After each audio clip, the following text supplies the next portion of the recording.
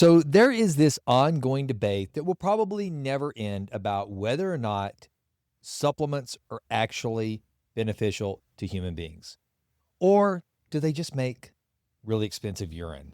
I know that sounds kind of gross, but let's face it, that's what a lot of people think. Well, I am of the belief that supplementation is absolutely necessary for anyone who wants to perform at a higher level. Unless you are getting just absolutely perfectly clean water, you're breathing perfectly clean air, and you're only eating organic and in quantities high enough to give you the vitamins and minerals you need of organic nutrients, then most likely, if you want to perform at a higher level, both physically, cognitively, and you're really focused on health span, you're probably going to need some supplementation.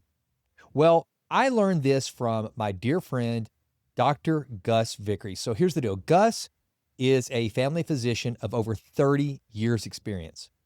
And one of the things that he's always demanded of his patients is that they take good blood work. And what he does is he doesn't just give you a report that says the kind of top line, where do you fit within the general public? He goes at a deeper level to find out at the cellular level, where are the deficiencies in your blood work? And here's what he found after years and years and thousands of patients.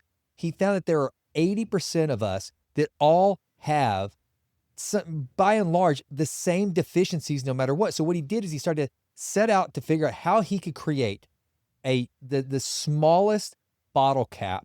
And what I mean by that is the smallest number of individual supplements you could take possible to give you a baseline enhancement for your overall health that would protect you from the toxic environment that we all find ourselves in this modern habitat. And that is what led to the development of the foundational stack from Authentic Health, which you can find at shopauthentic.health.com, today's sponsor. So here's the deal. What Gus has developed is your essential nutrients, which is exactly what it sounds like. It is going to give you those essential nutrients that you're probably not getting from your food, because let's face it, you're probably not eating all organic. And even if you are, you're probably not eating in a quantity great enough to give you the nutritional density that you actually need. Then there's the essential fats. We always hear that we need omega-3s and all these good fats. Well, what Dr. Gus did was he developed a special formulation of essential fats to make sure you get the fats that you need for sustained and better health. And then finally, for that protein synthesis that we all need to build lean body mass and increase our bone density, one of the most critical aspects of longevity, he has developed essential amino acids in his own formulation. Look, this is what Dr. Gus is actually prescribing to his patients and has been for years and has had remarkable results in doing so. So in the debate of supplement or not to supplement, I'm a big believer in supplementation. I don't believe in going out there and just grabbing everything and looking at the wall of supplements and trying to pick and choose and piece it together. I trust physician-formulated supplementation. That's what I take. The foundational stack is a part of my everyday protocol, along with creatine and some collagen. These are two things that I will always have in my dietary protocol. So check out shopauthentic.health.com and get your foundational stack right now. And if you will use promo code Jason, you're going to get a discount. So check it out right now, shopauthentic.health.com. Now, enjoy the show. All right, Kim Miller, welcome to the Jason Wright Show, man. How are you? I'm doing great. How you doing, Jason? I'm fantastic. So you reached out to me directly, which I love that. You know, and that's one of the things that stands out to me with a lot of the folks that I talk to these days. You know, it's one thing to get a request from PR teams and representatives, but when somebody has the courage and the fortitude to reach out and say, hey, I've got a story to tell that I think would benefit your audience, I would like to visit with you. That always gets my attention. I don't know how other podcasters are, but that's one of the things I really appreciate. So let's just start right there, man. I mean, what is your message that, and we'll get into it. I mean, I know that your story, as I read it, includes addiction, incarceration, and then ultimately great success, you know, running a 7-figure business. And so you've got a story to tell, and I can't wait to listen to your hero's journey. So what has brought you to the Jason Wright Show? Just want to share. Just want to share the story. I want to share, especially the accomplishment, share the wellness, share the growth, and hopefully someone who is listening can hear the story or hear, I mean, even more the emotion, Yeah. that I share the story with and have an inclination to do better and or to get well. And the word I use is wellness. I'm big on wellness. I love it, man. And I tell you what, to me, anybody that's been through that valley, to me, it's a shame whenever people go through valleys, especially those that are able to come out on top of on the other side like you have, and don't share and don't use that Mhm. experience for the treasure that it is to benefit other people. So I'm excited to get into that. And so as a way, just kind of bring us to the genesis, your origin story, and then the thing that I'm going to really want to dig into is kind of, and there might have been multiple stops where there was an aha moment, but there was one that caught. There was one that finally stuck. I got to believe to bring you to where you are today. So, kind of let's talk about your hero's journey. Where does it begin, and when do things start to go south, and then when do you turn things around? I love it. A lot of times I'll talk, and we may talk about this a little later, as I mentor men all over the country. And I try to tell them, if possible, share your truth. Don't be a victim. Don't be a hero. Just your truth. This is your experience. And how an external person identifies my story, that's fine. I don't see myself as a hero. I see myself more as a survivor, definitely. One that's overcome, one that has come back from the setback, resilience. But do I see myself as a hero? I've met some heroes, believe me. Maybe we'll speak about that, some of the heroes I've met. But let me give you the foundation of my story. Foundation of my story is I'm 63 years old. In 1962, or really 1961, my mother was a runaway teenage girl in New York, Queens, Irish, and she ran away and ended up meeting my father, who was a pimp and drug dealer. And I'm the byproduct of that union. My mother put me up for adoption at birth. Biracial children were not common at all in the early 60s. And so I was put up for adoption. I did foster homes for 6 years. I knew I did not have a mother at age 4, 3 or 4. I came to a realization I did not have a mother. And that was foundational to my core issues or struggles with identity and who I was. But I adopted age 6, Irene and Sam Miller, moved to upstate New York. My father was an alcoholic. He was a violent alcoholic, self-pitying alcoholic, and had struggled with that. But the beautiful thing is when I was adopted, I couldn't read, I could not write, I could not tell time, I could not tie my shoes. I was 6 years old. And my mom taught me how to read that first summer. And by the time I was in second grade, I was what you would call precocious. And I was reading at the sixth grade level, fell in love with reading, fell in love with academics. And by the time I was 17, I was a National Merit Scholar. I was accepted to Harvard. I went to Dartmouth College, Ivy League graduate. I was introduced to drinking in college. And that's what college kids do is we drink. And or many of us do drink. And I just was one of those who was an alcoholic. And within 2 months of my first drink, I was a full-blown alcoholic. I was to struggle with that for the next 5 years, 4 or 5 years, graduated from college, went to treatment. And then after 2 years in the corporate world, I relapsed. And that began my 20-year stint on the streets, homeless, in treatment, in recovery homes, or in prison.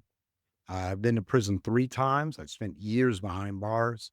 And then finally, and we'll talk about that, there was the aha moment, or what I call the pivot, or the just what I really believe is a profound, sublime self-determination internally as to what are the next steps that we are going to undertake that's going to be good for my long-term future.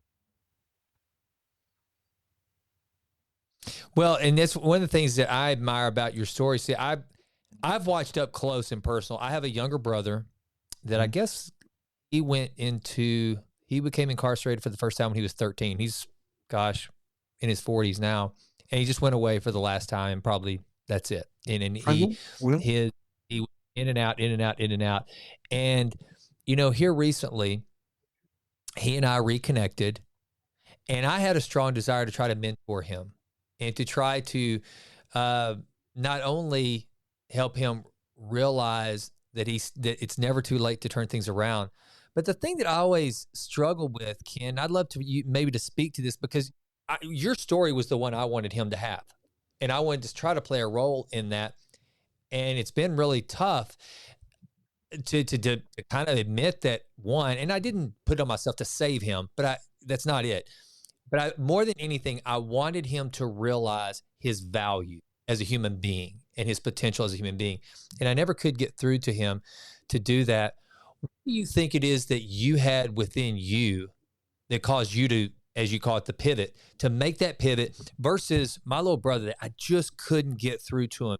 What were some of the things that you dealt with, some of the things that, some realizations that, some truths that you held to in your value and who you are and your capability and the agency that you possess versus some others that just say, I just can't, I can't do it, whether it's for victimhood, like you talked about, or whatever the case may be. Because if there's anybody that has a reason to look back and go, poor me, look at the circumstances from which I came that ended up in the situation I'm in, you had it, but you chose not to.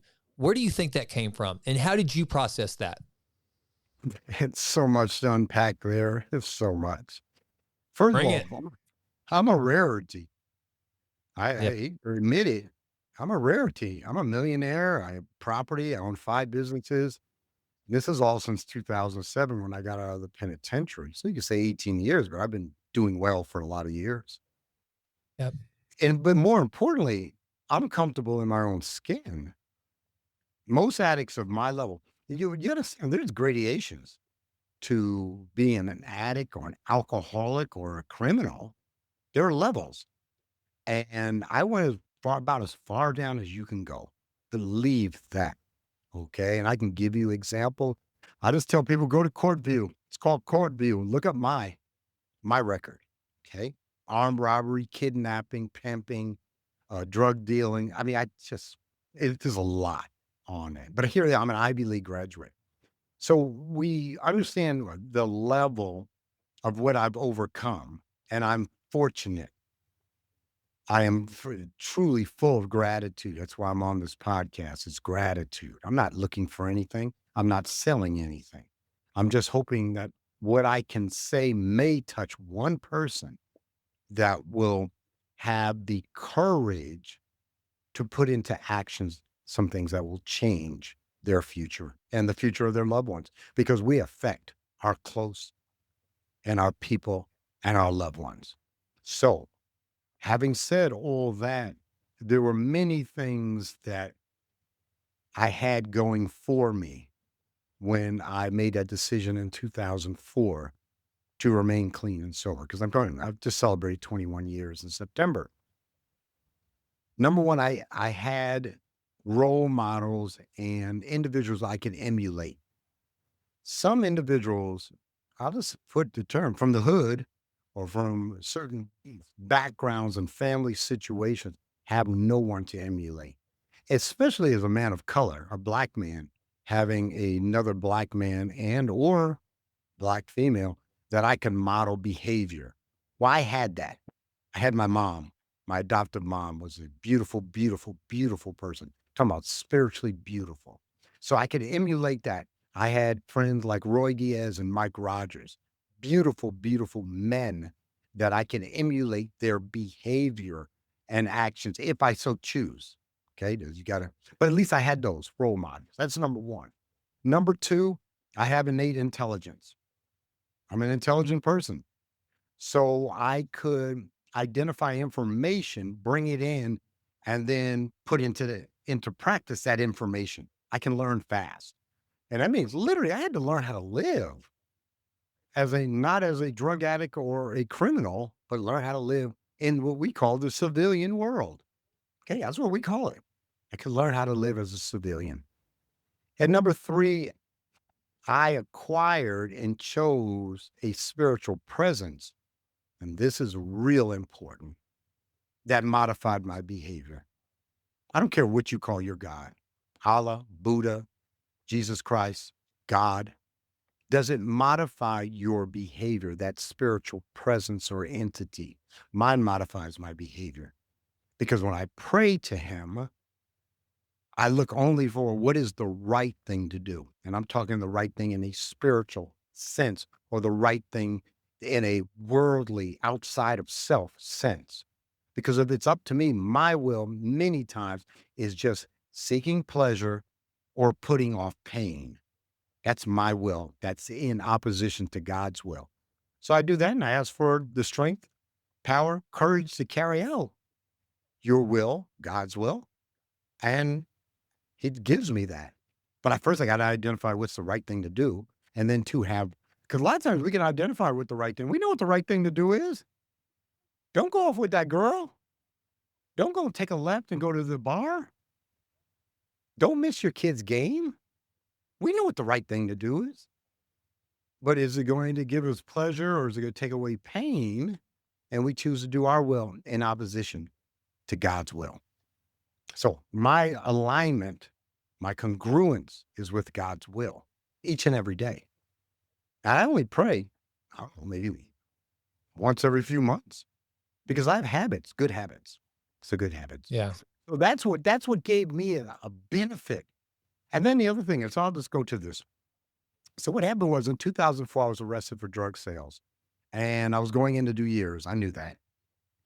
And when I went in, I said to myself, if I am the same person coming out of prison, because they're going to release me on parole, that I am coming in, I'm going to have the same results because I've been there twice before.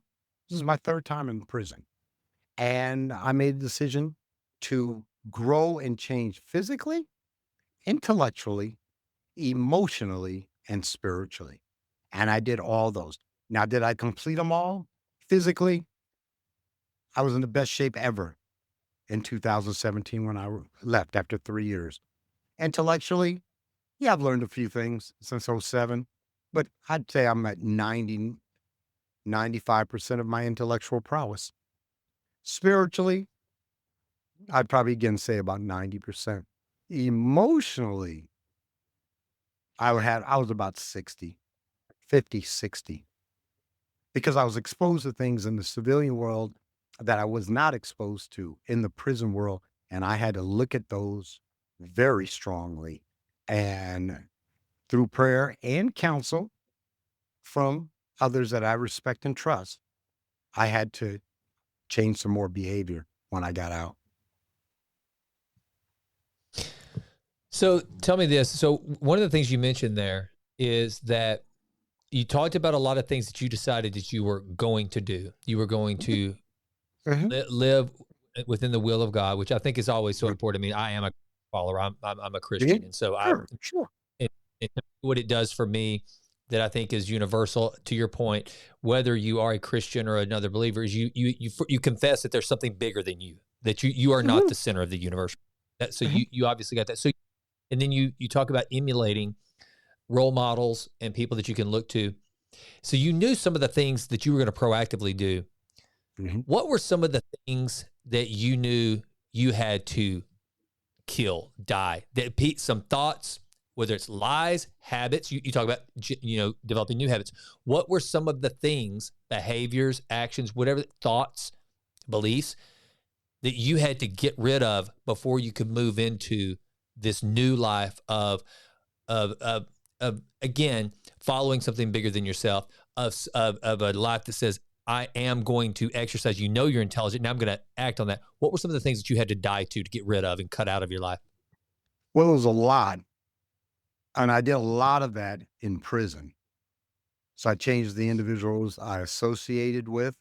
I changed a lot of the input that was coming in. If I'm listening to gangster rap, which is talking about pimps and hoes and, shooting some other gang member, that's not conducive. Not to where I'm at, but I was all into that. Okay. I had to change who I, again, associated with. So important. Cannot emphasize enough. And then real important, I had to change who I slept with, who I had sex with. That was important. If I'm Mm, out there with them girls, and I'm not saying that they're bad, but that's not the life I want to live. And it shuts down the rational part of your brain. There's two things that will shut down the rational part of the brain, and that's sex and anger. Okay, really, mhm. fear. And I Yep. can't allow those to be shut down because I have to think. I have to think. Okay, so I dealt with a bunch of that in the prison. But so I got out of prison thinking I'm good. 3 years later, I'm walking a good walk, I'm talking a good talk. And then I had some situations happen to me that I realized I still have a lot more growth and I have a lot more things to change. Because until you get the trigger, you do not know that. So I'm going to give you a good example. The power of words. The power of words. And I don't know if you I just say my truth, and then if you need to edit, I have no problem with that. So in prison and on the streets, you can't call me 3 things. You can't call me a punk, you can't call me a nigger, and you can't call me a bitch. If you do, automatic, I will engage in physical violence. It's not even a discussion. That's built in. That's a script I have to play out. So I get out of prison, I'm going up the escalator with my nephew, who I love, but I hadn't seen him like 10 years. I've got 3 years, 4 years clean and sober, and I'm just this nice guy. And he turns around to me, he said, "Hey, Unc, were you somebody's little bitch in the penitentiary?" I loved it. This is my nephew. I got up to the top of that stairway in Norsham, still remember to this day. I call up my brother and I say, "Hey, Mike, this is what Mike Jr. said." He said, "Put him on the phone." Put him on the phone. 30 seconds later, he came back very apologetic. But I'm like, I can't believe a word has that much power over me. It's just a Yep. vibration of the vocal cords. So I had to look at that for about a year. Look at that. First, I had to identify what are all the words? What are the contexts? And I tell people all the time to this day, as long as you don't threaten my family, I'm cool. You can call me anything you want, literally, and I'm cool. But as long as you don't threaten my family, and nobody's threatened my family in 13 years, so I'm cool. Yep. So that's an example. There's a couple more, but that is an example of, again, growth. It's, that so much of it is self-audit, Mm, self-reflection. And it comes back to this word, and this is a beautiful thing I love to talk about, Jason, is I love talking about truth. Because there's 2 truths. There's truth with a small t, and there's truth with a capital T. And the capital T truth, which is a proper noun, is truth that's based on God, is mm, God's truth. You can call it fact, you can call it reality. If I go to the 19th floor, I'm sitting on the ledge, and I turn to the people behind me and say, "Hey, check this out. I just did 4 hits of acid, but I can fly. Watch. I can't mm. fly." There's a thing called gravity. That's God's truth. That's right. Okay. And I'm using it as an example, but we have this in our everyday walk where we have a hard time differentiating between God's truth and our truth with a small t. My truth is Mm, an interpretation of an experience filtered through the sum total of my life. That's my truth. I'll state it as my truth. And a lot of times I'll put that precursor to it and say, "Hey, this is my truth." Okay. If you ask my ex-wife, she probably has a different version of truth. Okay. I'm cool mm. with that because I respect her and I respect her place. And you talked about it a little earlier. I don't want to ramble on. I am so, I am so small as a child of God. I am so small. And I get that. The greatest sin, is the sin of pride. Because the sin of pride says that I am a God unto thyself. I'm a God. I'm not a God. I thought I was. but I'm not a God. And I am right sized, as we would say, in how I look at the world and look at my place in the 7, 8 billion people of this world. Because we're all children of God. That's my thought.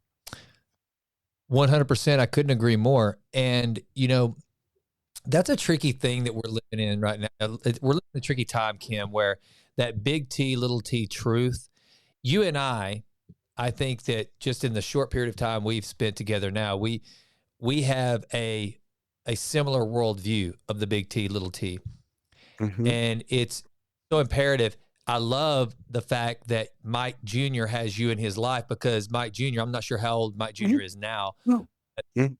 Mike Jr., my daughters who are adults now, young people, they're growing up in a world where everything is big T. If I say it's big T, my truth is it overcomes, it supersedes any other truth there is. And so therefore, if everything is true based on what we say it is, then nothing is really capital T true. And I think that's a scary thing. I like the way you describe, because you're right. We all take everything in through our own story, our own You filters, and what is are true right. for you, what is true is not true for me. Or it's a different, it's that lived experience we hear so much about. So I think that is very profound. And I agree with the idea of pride. And that's something that, the word is is very detailed about how God looks at pride.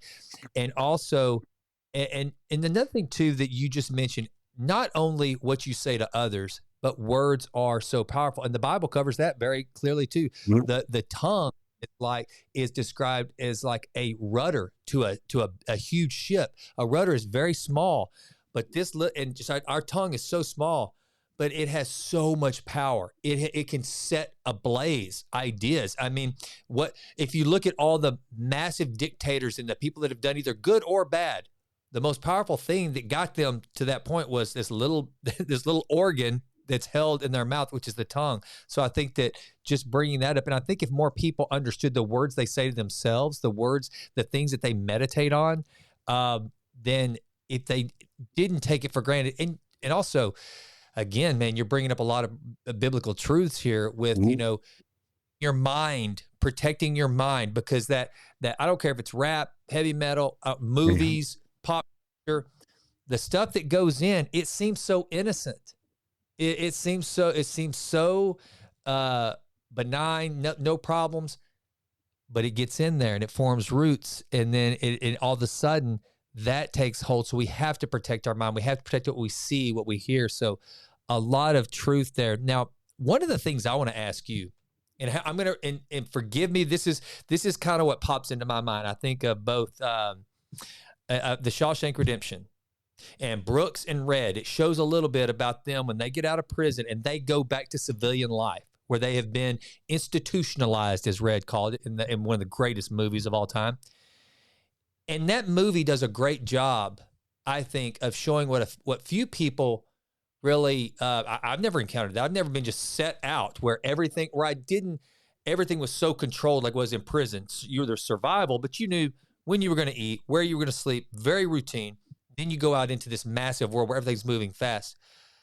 When you went through that, when you walk out and you go, okay, I'm back to civilian life, the time that led you to where you are now, where obviously something happened, you're starting at ground zero. You're a black man, you've been incarcerated, you've been an addict, you don't have a lot of family to lean on. And so now you're tossed out into the world and saying, okay, most people, to your point earlier, you're unique, you're different. Most people do not end up sitting here on the Jason Wright Show talking about how they turned that around. So when you get out, take us through. I mean, like, I want you to think about it for a little bit, and you may not have to think that much, but you walk out of that prison, and what's the game plan? How does it start? How does it happen? Oh man. So the question is, it's not so much how much I reveal, because I have literally no secrets. I literally have no secrets. I've spoken almost everything off from the stage. I want to, tell you I left prison and I was well. Remember, I thought I was, Mhm. but I wasn't well. I wasn't well. I was still, you hover between the two worlds. Okay. One of the things that I teach my guys when I talk with them, I said, don't play in the gray. Don't Mhm. play in the gray. If we think of black as being bad, and we say black is bad because as we have evolved, darkness had danger because we couldn't see those that were Mm. either attacking us, whether they're animals or other humans. So darkness has always been negative. So we'll say black is bad, white is good because it's light. Let the sunlight of the spirit, let the light in. And then there's a gray area. And I had a foot in probably both because I had been doing what we call a hustle when I was in the penitentiary. I'm clean and sober, trying to, establish my spiritual walk, but I was still. So I had done a hustle and I had come out with the hustle. God, it's hard to explain this. So my hustle was this, and that's somewhat common. I would hustle gay men. So I would be like their pen pal in the penitentiary. They'd put money on my books. So I had one guy fly all the way up from LA, pick me up out of the penitentiary. He had gotten a room, all this stuff, because he thought all this was going to happen, which it didn't. I ducked him. I ducked him. I used him while I was down because I'm still in that world of being a hustler and using people for my good. So here I And already know I'm doing something bad or wrong because I didn't adhere to my part of the bargain. And I was supposed to go to the halfway house. They call it a three-quarter way house, but a halfway house, because I'm on parole. And I'm supposed to be there, let's say 1 o'clock. Well, it's 3 o'clock because you got to say every time they release me from the prison, they give you your gate money, which could be 20, $30. And they give you 2 drink tokes to cash your check from the prison. And so I didn't do my drink tokes for the first time. Those are free drinks. I didn't do those. I get up to Reno, Nevada. I was in Carson City, and I'm released 4 blocks from where I was arrested 3 years before. I'm right back in the same wow. hood. Yeah. And if I take a right, I go to the halfway house.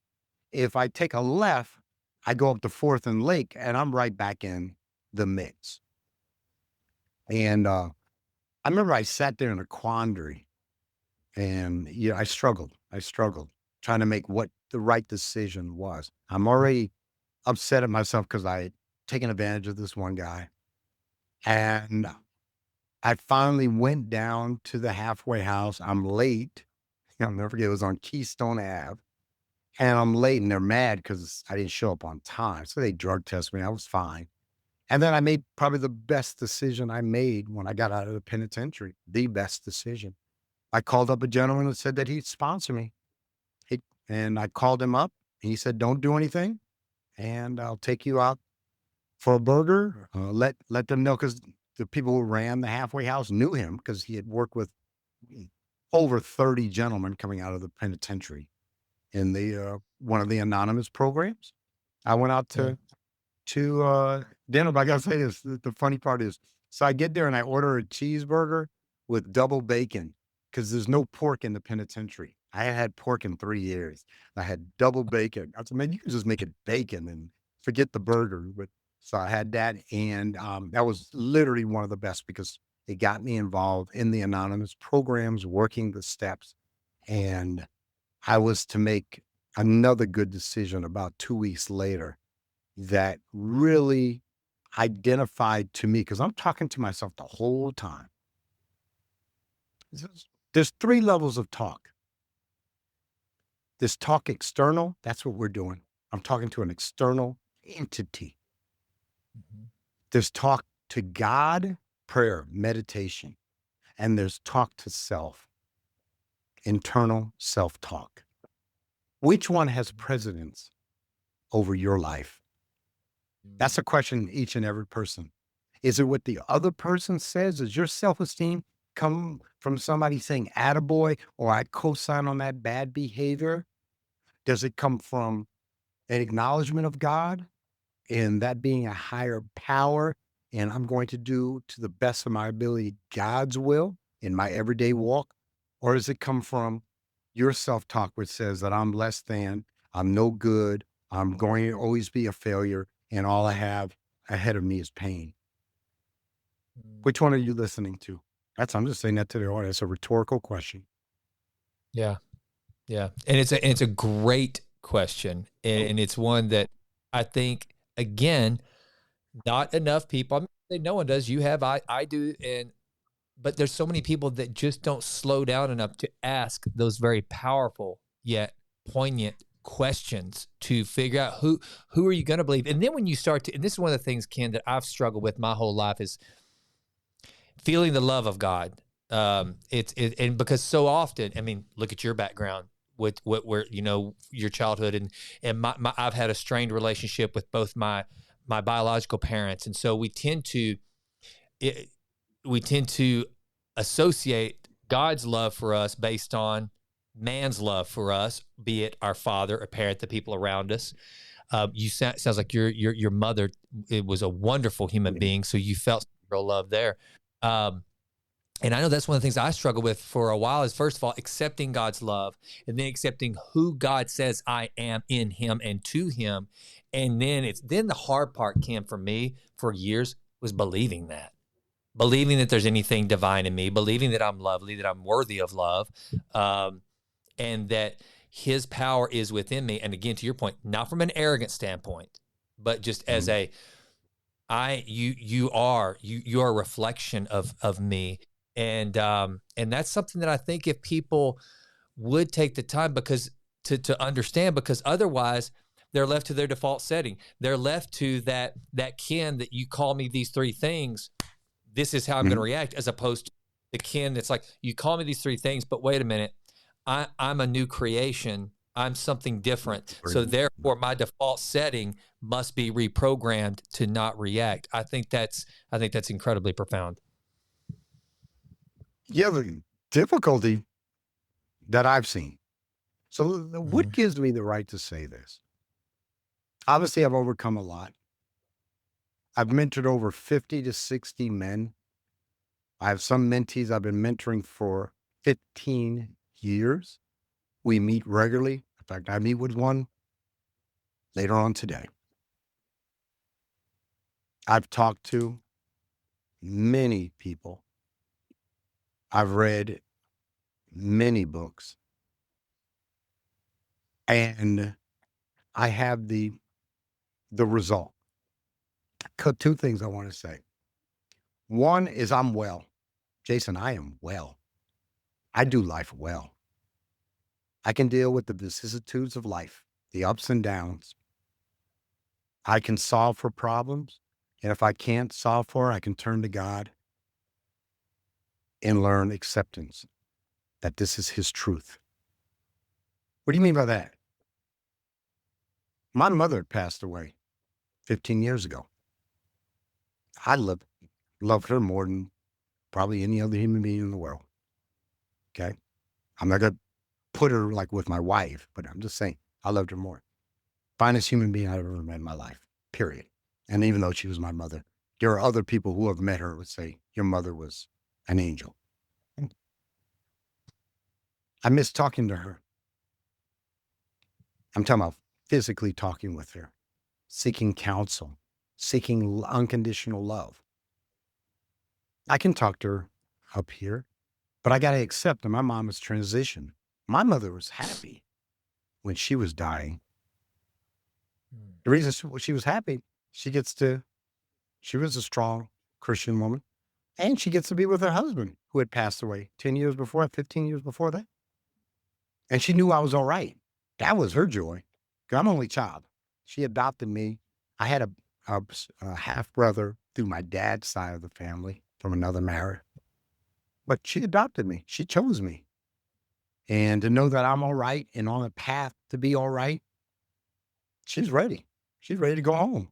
Cool. Yeah. But see, you see what I'm saying? But I'm well. And Yeah. this is a key component of my wellness. Because I am well, I don't have to work on me. Jason, I'll Mm, be real frank with you. I don't do a lot of work on Ken. And the reason I don't do a lot, because I don't have a lot of friction in my life. I don't have people reflecting back that in my interactions with them, they're either uncomfortable, in fear, or literally there's friction at any level. I get along with my family. I get along with my wife. I get along with my colleagues. I get along. I'm just a nice guy. yeah. So, and the reason this is important, some people always think they always got to be working on themselves. The next self-help book, the next this, the next that. And sometimes, and I'm not saying always, it's selfish. It's self-centered because I've taken that time and capacity of finance and time and I give it to others. That's what I was about Give to it to say to them. you, Ken. That's what I Mhm. would say to you, Ken. How much of that do you think has to do with the fact? Because that's one of the things that anybody that is trying to overcome anxiety, depression, one of the first things that a counselor worth their salt is going to say is go go do something for somebody else. There is such healing power in doing for others, Mhm. serving, because you're by default showing gratitude for what you have and you want to share. Do you think that that has a lot to do with being able to get that mindset to be able to be like, I'm good and now I'm going to give and I'm going to go show, like mentoring these 50 men, that if your focus is on others and on gratitude and its actions speak a lot louder than words, do you think that that has a lot to do with sort of that mindset? Yep. Yeah, I know. So the key is you got to get out of yourself. Mm, M. Scott Peck did The Road Less Traveled. It was a mm, very well-known book in the 70s, one of the probably top 20 books all time of the 70s. In the self-help field, it's probably one of the top 5. It's called The Road yeah. Less Traveled by M. Scott Peck. And in the beginning of that book, I haven't read that book in 30, 40 years, but I still remember the beginning. He goes to another psychiatrist or psychologist, because that's what he is, and he goes into this litany of problems that he has. And the guy, this sage old counselor says to him, "You have a problem."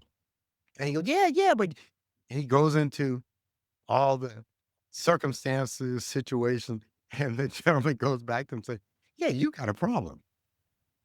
And what he finally realizes, and what the gentleman is saying to him is, "You have a problem. The Mhm, problem is you and your mhm, interpretation, your filtering, your scripts, whatever. But you have a problem. It's on you. It's not them." And I'm so comfortable once I healed self. And one of the ways I used to do it. So first of all, it was very easy. And this is one of the beautiful things. When you've been as low as I have, small setbacks are, are nothing. right. Nothing. I'm not waking up in prison. I'm not waking up. People are looking to kill me because that was a big portion of my life. Okay. Mhm, I'm not waking up shame based because of the acts I had done the night before. I'm not waking up an addict in active crack addiction. Well, I sit on the bed, lay on the bed. I'm 63 years old and I kick my feet. I'm so happy. That's kick my feet. I don't do it every day, but there's so yeah. many times because I've seen it. I've seen the one of the words I like to use. I've seen ugly. I've seen ugly, real ugly. And so the small stuff doesn't bother me. And I don't have a lot of big stuff. And this is the other Mhm, thing is I'm so comfortable with God's truth. Check this out, Jason. Everyone that you love is going to die, either before you or after you. They too shall transition. Now, where you believe they go, that's on you, or where they believe they're going to go, that's on you. But they will. Right. I've lost 2 mothers and a wife. Dead. Passed away. And I walked through them without using, without hurting anyone. You see what I'm saying? I Mhm. understand that. My wife is going to pass away either before me or after me, or maybe at the same time. Right? We'll see. That's God's truth when that happens. Right. But you see, I'm so comfortable with even the big things that some financial, but I have very little financial difficulties these days. I've had Right. relationship difficulties at times, and we worked through Mhm. them, and here we are today. Our marriage is stronger than ever. Yeah. So again, you talking about, and this is the last one. We talk about gratitude, but it's bigger than whether your gratitude includes actions. What it is are you congruent? Do you have integrity? Mhm. Do your words and your deeds match? Mm. And I'll be real honest with you.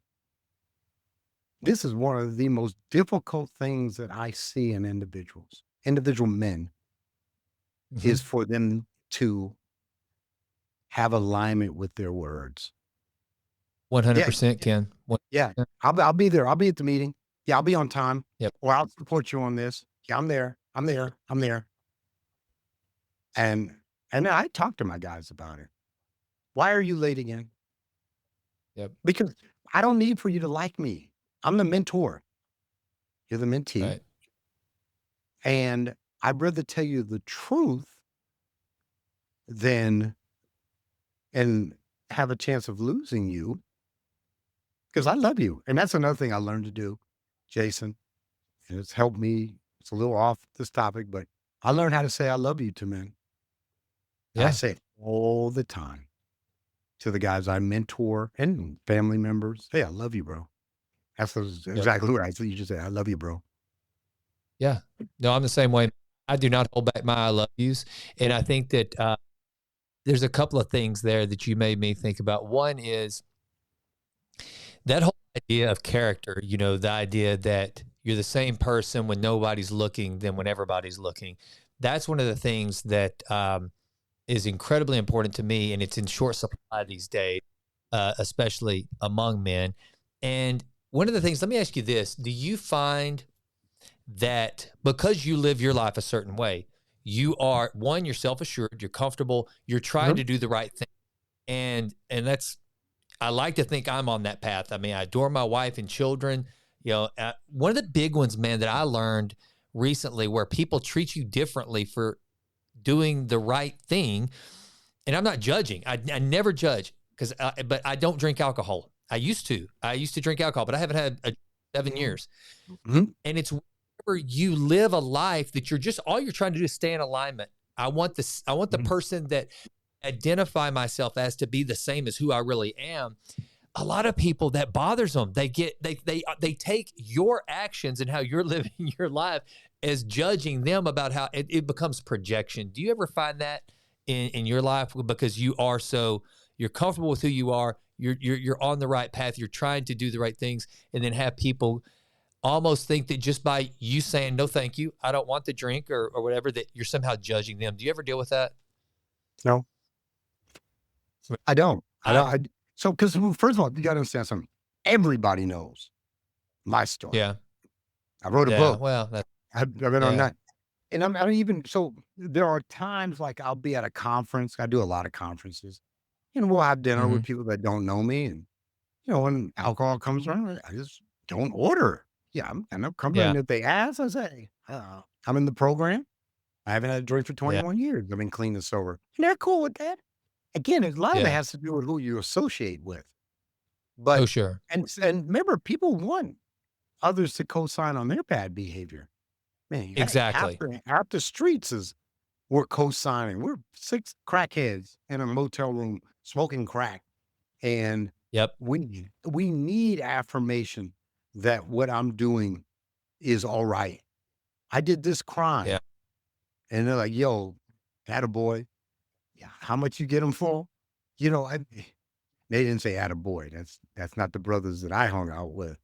and I don't even want to try to go into that vernacular, but the key Yeah, thing is, and this is something I do with my mentees. This is an important one. I tell them early on when we're working together, I do not co-sign bad behavior. I'm not going to say attaboy. You come to me and say you cheated on your wife. I am not the guy that say, hey, no problem, or, let's look at that. No, let's identify, let's talk about this now. Because when I mentor the whole person. I'm not here to mentor you about fundraising or about having a company, entrepreneur. So you can get a coach for that. Now, if you have a right. question and I can answer, I'll do it. But what I'm trying to do is mentor young Black men because I know the need for them to have a role model, someone they can emulate, someone that believes in them and loves them and wants nothing from them except their success. That's it. Yep. Yep. I think that's powerful. And I think that's something that, and God bless you for doing it, because that's the thing that I say everybody, so many people are looking for an angle, and especially coming from hurt whenever you come. And you mentioned it earlier. It's one of the things, county judge where I grew up, and it was trying to help me with my brother, you know, when Cody started getting out, we started connecting. Immediately, he started wanting money from me. He started wanting things, and I picked up on really all our relationship meant to him was what he could get out of it. And the county judge told me, he said, "Look, you have to understand that's the survival mechanism of people that have been incarcerated for so long. It's like he's gonna and he's a master manipulator, and that's a hard truth. But it's everything's transactional. Everything's transactional, and he's probably in his mind."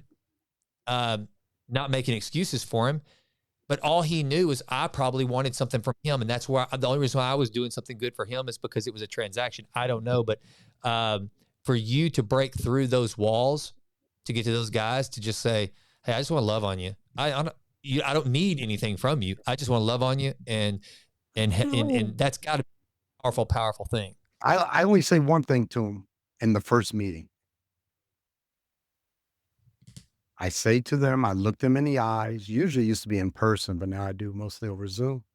I say, I only have one responsibility to you. Within the best of my ability, I want to help you and engender your dream. What is your dream? And I say to them, take your time.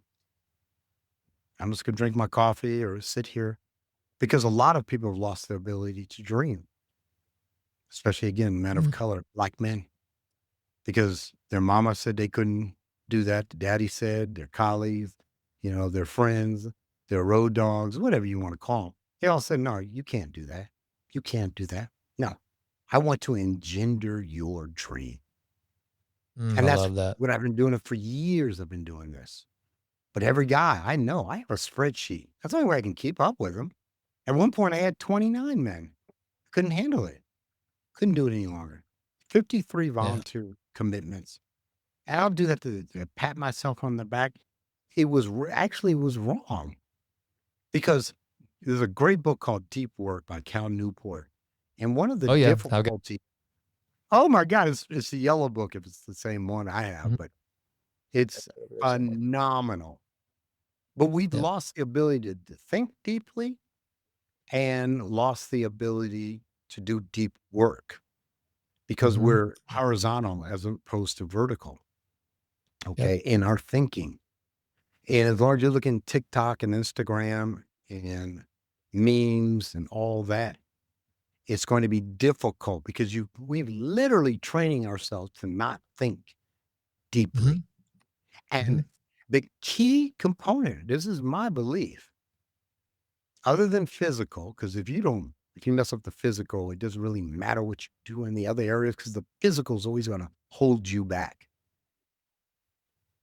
is that people are afraid or do not know how to think. Hmm.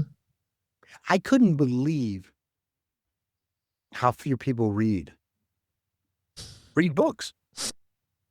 I couldn't believe it. I thought everybody was like me. when I was in the penitentiary, I don't know if I told you, but in 2006, I read 160 nonfiction books. Yeah, 160, 1 year. Well, what else? Like, I'm just doing time. What else am I going to do? But I yep, just last year, since '04, it took me till last year, 20 years, but I just read my 1000th book. 1,000, 98% of them, 99% of them nonfiction. Does that yeah, make me a better yeah, person? No, but it gives me knowledge from an individual that took the time and effort to write a book. So the ability, and I could talk about thinking and how to think. Again, this is just my experience. I'm no counselor, but it's worked for me and it's worked for others. yeah. It's one of, so I want to show you, because show you that you and I are on the Sure. same page. Let me see here. Well, I was going to switch my camera real quick because you can't see from. Let me see. Maybe I can do it here. I want you to see this. I guess I can't change it while I'm recording. But well, can it, over here? I don't know if you can see. These are live. These are books. These are shelves from floor to ceiling books, and I've got them along here. And it's the same thing, Ken. I didn't, I didn't read these books to try to puff myself up, become an intellect or anything like that. I believe that reading is push-ups for your brain, and to your point, it does. It teaches you to think, and it's one of the things. One time, I was listening to Seth Godin on a podcast, Mhm. and he was asked the question, "What is the greatest technology you think has been invented?" Or it was something like that, and he said, "Oh, that's easy." He said, "Books." He said books. He said that and he said the reason why I think books are the greatest technology ever invented. He said because you can take someone's life's work and for under $10 have it in your hand. Right. And when you how great thinkers think, and it was things like that that because I didn't grow up as a reader. I mean, I was the first member of my Mhm. family to go to college. I would never have been accepted to Dartmouth. Wasn't going to happen for me. And I wasn't that kid. And but as I got older, I realized, a lot of it, reading like Jim Quick's books on thinking and that sort of thing, and Mhm. reading Cal Newport, and you start to realize there's just this treasure of knowledge and skill that comes with being able to read. And for the longest, you're talking about reading nonfiction. So I was the type of guy. For the longest, I wouldn't read fiction. I thought that's just a waste of my time. If I'm going to be reading something, it's got to be a biography. It's got to be Well, teaching me something. mm, But then here recently, Ken, this last year, I started going back and reading all the classics. And it has been so fun because it teaches your brain to imagine and to try to, it helps to, and going through the different language types and that. So I just wanted to sit on that for a little bit because this audience knows, they hear me talk. I used to do a Vitruvian book review every week where I would read a book every week and then I would get on my YouTube channel and I would do a review. And it wasn't to show you, hey, wow. guys, I've read, it forced me to understand the book. And then I would go and I would just talk about it. It's a quick little review of it. And I can tell you, man, it's been one of those game changers for me. And I wish that when I was younger, I would have read more. I probably would have been a much better student, to be honest with you, because it does just teach you how to think. And that's something that, again, people take for granted these days. They don't stop to think, how can I become a better, clearer thinker? And that's so very important. So I only have 3 minutes. I have another meeting at the top of the hour. That's what our life is about these days, is these commitments. But just a couple things on books. Number one is that I have read some fiction. Um, Mhm. Les Miserables by Victor Hugo, probably my favorite Or fiction book. A soldier of a great war, soldier of the Great War by Mark Halperin. Outer Bridge Reach, which is another phenomenon. House of Night and Fog, phenomenal. So I have read some fiction. I did, unfortunately, in prison, I had to read a lot of Dean Koontz because I thought I could get my hands on it. There was a couple good ones in there. Um, but the other thing is trying to find, good, what good books to read. And I do. I just go to the library. I usually just go to the nonfiction section. I look at the new books. But the other thing I want to say is I started a book club, a book study. It's called the Six Pillars Black Men's Book Study and Discourse Cool. Group, course free. And it's named after the six pillars of self-esteem, which is probably Yep. my number one nonfiction book of all time. That's why I started off with that book, and that became the title of our book study club. Now we're doing Cry Like a Man, another phenomenal book for especially the Black male experience. But I do need to Mhm. get going. I don't know if you want to say anything, last things. I just want to thank you. We've got to do this again because there's so Where much depth that we can go into. Man, let me tell you something. I'll just leave it with this. Mhm. I love you, my brother. I haven't known you Love you, long, but man. I'm going to go love Yeah. you. And I would love to have you back. There's a lot of iron sharpening iron that we can do Mhm. further. And so come back anytime, Ken. I'll reach out. But I do want you to tell people where they can find you. How do they follow your work? I do Sure. want to get that. Yeah. The book is Becoming Ken. It's on Amazon. It's on Audible. And then if you want to communicate, and I'm the type, I will write you back or speak to you. My phone number is 907-250-8488. Here's my number. I'm not afraid of any man or literary experience. And then the other one is Ken Miller 84, LinkedIn. Feel free to Got it. DM me. All right. All right. Ken, thank you, my man. We'll do it again. Well, that does it for this episode of The Jason Wright Show. Thank you so much for listening. This has been a Texas Titan Media production. Fourth Wall did the music. And as always, thank you so much for listening. Please consider going out to jasonwrightnow.com and signing up for the Vitruvian letter.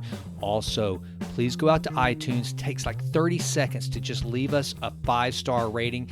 It does wonders for the podcast.